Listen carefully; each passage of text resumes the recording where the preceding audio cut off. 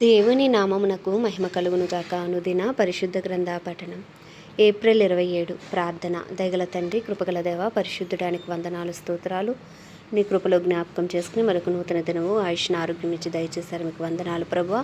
ఈ దినం వాక్యము ద్వారా మాతో మాట్లాడి మమ్మల్ని బలపరచండి. వినిన వాక్యం హృదయాల ఫలింపచేయమని యేసుక్రీస్తు అతి పరిశుద్ధ నామంలో అడిగి వేడుకొనిచున్నాం మా పరమ తండ్రి. ఆమేన్.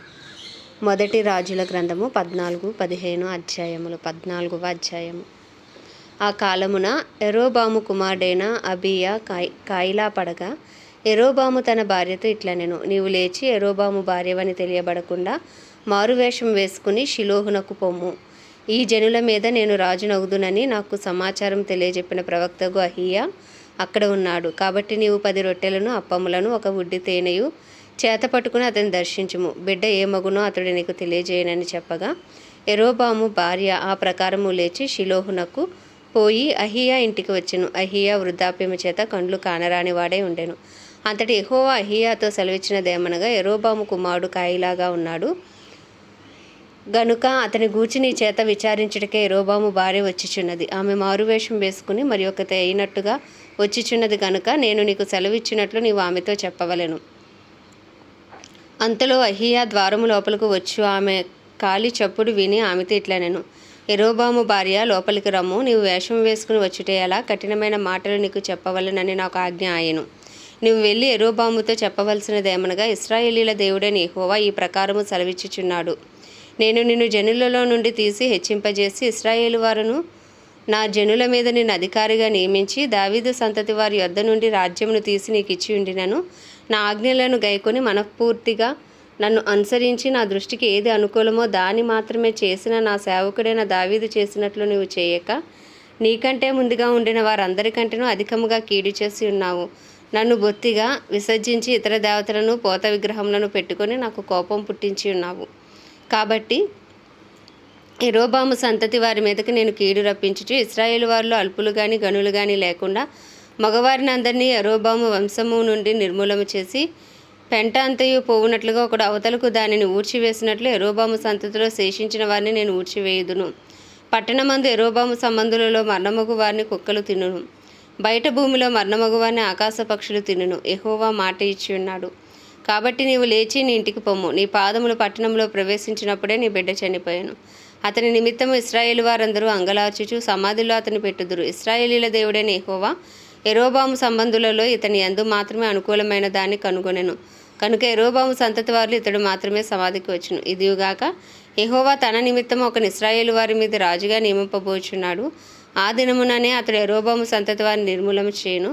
కొద్ది కాలంలోనే ఆయన అతను నియమింపబోచున్నాడు. ఇశ్రాయేలు వారు దేవతా స్తంభంలో నిలిపి యెహోవాకు కోపం పుట్టించున్నారు గనుక నీటియందు రెల్లు అల్లాడునట్లు యెహోవా ఇశ్రాయేలు వారిని మొత్తి ఒకడు వేరును పెళ్లగించినట్లు వారి పితరులకు తాను ఇచ్చిన ఈ మంచి దేశంలో నుండి వారిని పెళ్లగించి వారిని ఉప్పరటీసు నది అవతలకు చెదరగొట్టును.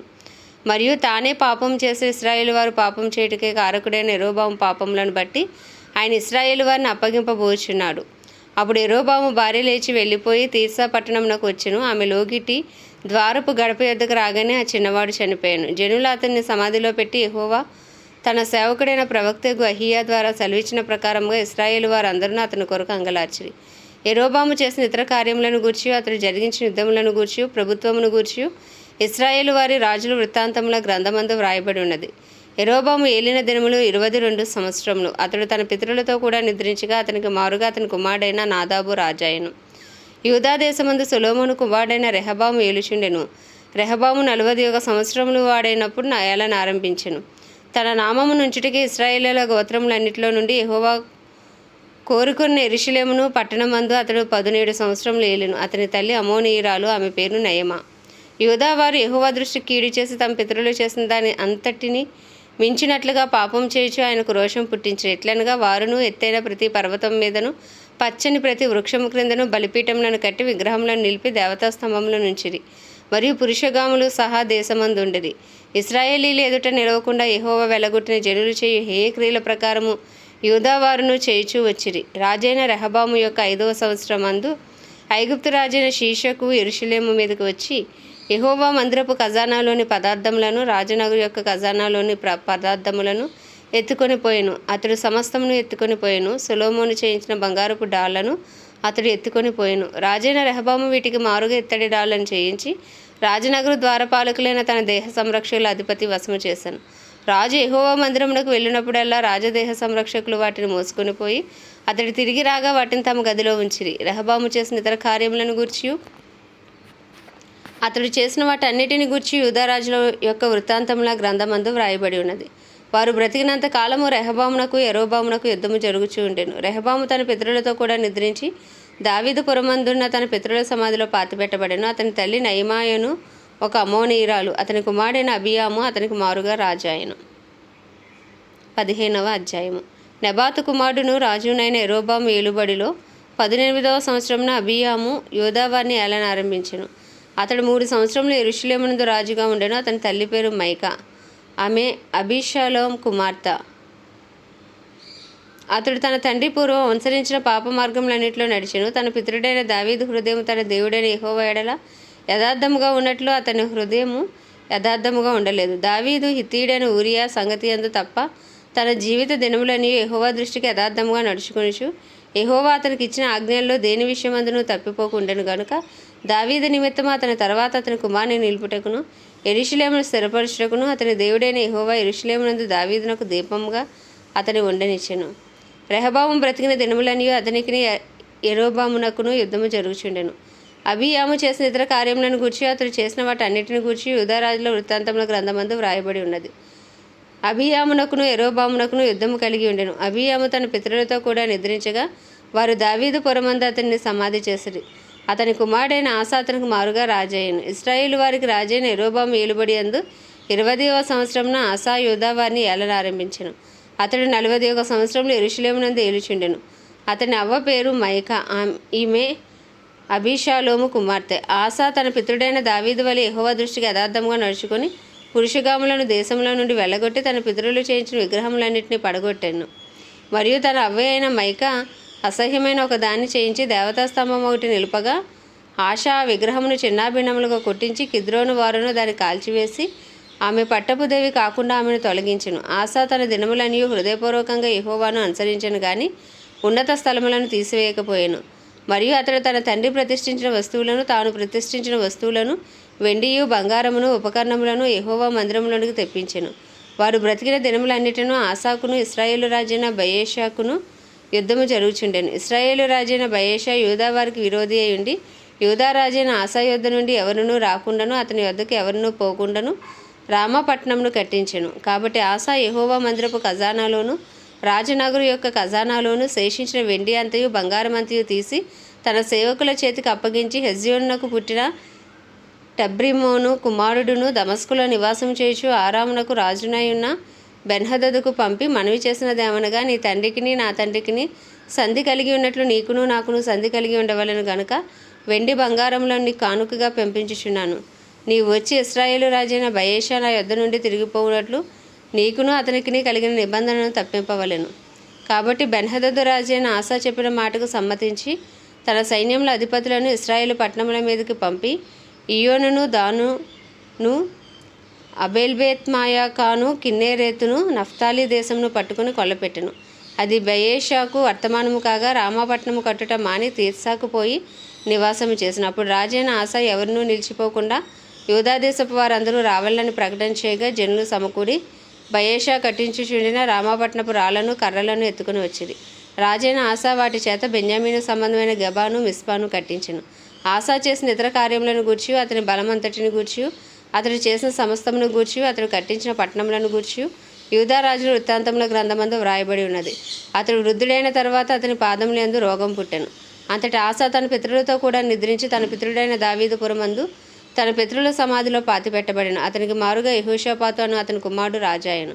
యరొబాము కుమారుడైన నాదాబు యూదా రాజైన ఆసా ఏలుబడిలో 2వ సంవత్సరమందు ఇశ్రాయేలు వారిని ఏలనారంభించి ఇశ్రాయేలు వారిని 2 సంవత్సరములు ఏలెను. అతడు యెహోవా దృష్టికి కీడు చేసి తన తండ్రి నడిచిన మార్గమందు నడిచి అతడు దేని చేత ఇశ్రాయేలు వారు పాపం చేయుటకే కారకుడాయనో ఆ పాపమును అనుసరించి ప్రవర్తించెను. ఇస్సాకారు ఇంటి సంబంధులను అహియా కుమారుడైన బయేషా అతని మీద కుట్ర చేశాను. నాదాబును ఇశ్రాయేలు వారందరూ ఫిలిస్తీన్ల సంబంధమైన గిబ్బేతోనునకు ముట్టడి వేయుచుండెను. గిబ్బేతోనులో బయేషా అతని చంపెను. రాజైన అసా ఏలుబడిలో 3వ సంవత్సరమందు బయెషా అతని చంపి అతనికి మారుగా రాజయ్యను. తాను రాజు కాగానే ఇతడు యరొబాము సంతతి వారిని అందరినీ హతము చేసెను. ఎవనినైనను యరొబామునకు సజీవునిగా ఉండనీయక అందరినీ నశింపజేసెను. తన సేవకుడైన షిలోనీయుడైన అహియా ద్వారా యెహోవా సెలవిచ్చిన ప్రకారముగా ఇది జరిగెను.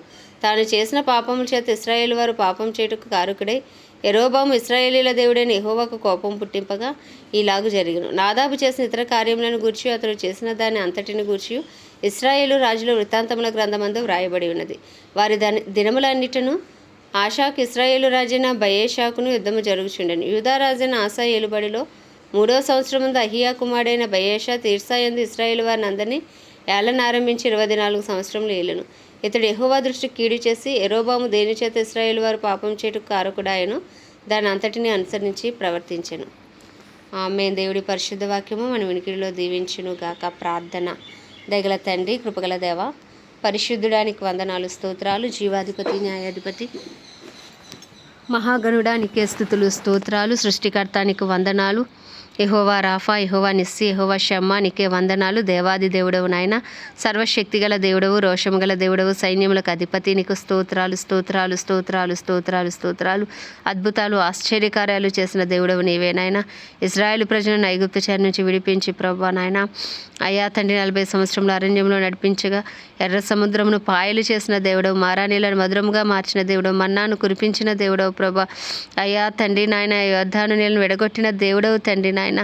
ఎరుకో గోడలు కూల్చిన దేవుడవు నాయన. నీకు అద్భుతాలు, ఆశ్చర్యకార్యాలు చేసే దేవుడవు నీవు మాత్రమే దేవా. రాజ్యానికి వందనాలు, స్తోత్రాలు తండ్రి నాయన. మా కొరకు బలి అయిన యేసయ్యా నీకే స్తుతులు. అయ్యా మా సమాధానార్థమైన శిక్ష మీరు భరించారు, మీకు వందనాలు. అయ్యా మా పాప పరిహారార్థ బలిగా, అయ్యా ప్రాయశ్చిత్తార్థ బలిగా తండ్రి మా కొరకు బలి అయిన యేసయ్యా నీకు వందనాలు నాయన. తండ్రితో కూడా ఉన్నట్టు విడిచిపెట్టకూడని భాగ్యమైనప్పటికీ సమస్తమును విడిచిపెట్టి రిక్తునిగా మా యొద్దకు వచ్చిన దేవానికి వందనాలు. అయ్యా అయ్యా తండ్రి నువ్వు పొందిన దెబ్బల ద్వారా మాకు స్వస్థత నాయన. మా పాపం నీ మీద వేసుకుని నీతిని మాకు ఇచ్చిన దేవానికే స్తుతులు, స్తోత్రాలు.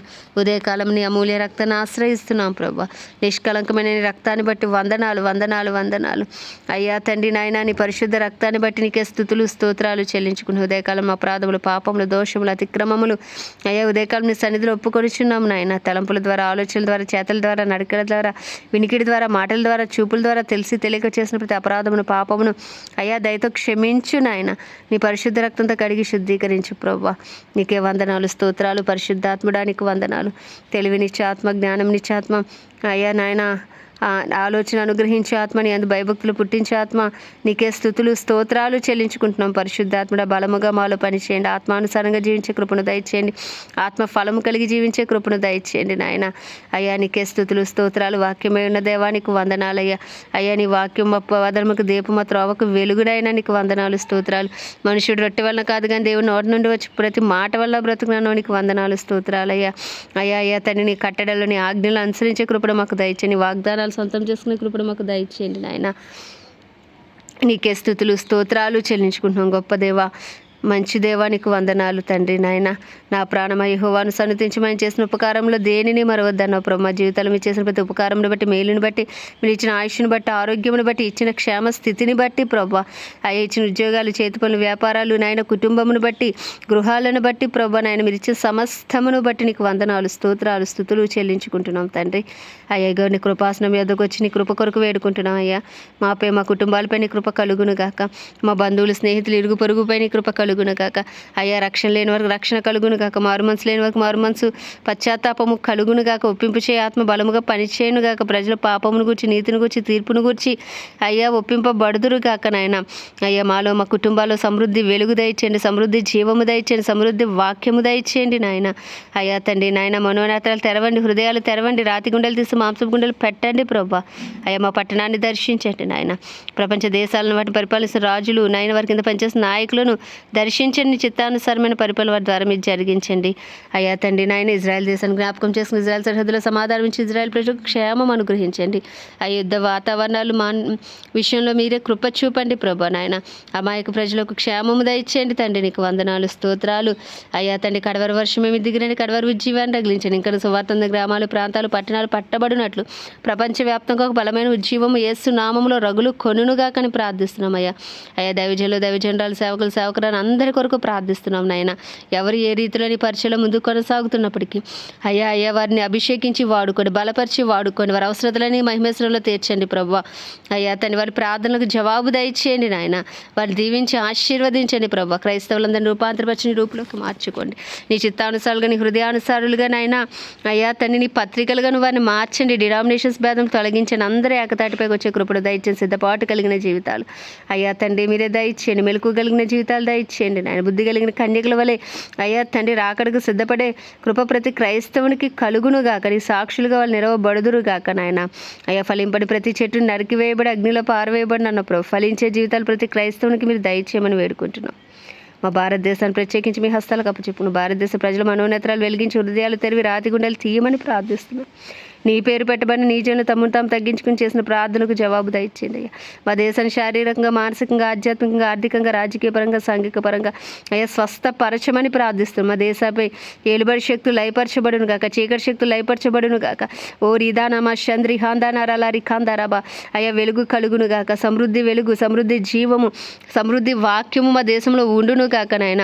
అయ్యా మా దేశంలో ఇంకా సువార్త గ్రామాలు, ప్రాంతాలు, పట్టణాలు, రాష్ట్రాలను అయ్యా మీరు దర్శించండి నాయన. నీకు వందనాలు, స్తోత్రాలు. సువార్తికులు లేపండి, అపోస్తులు లేపండి, ప్రవక్తలు లేపండి నాయన.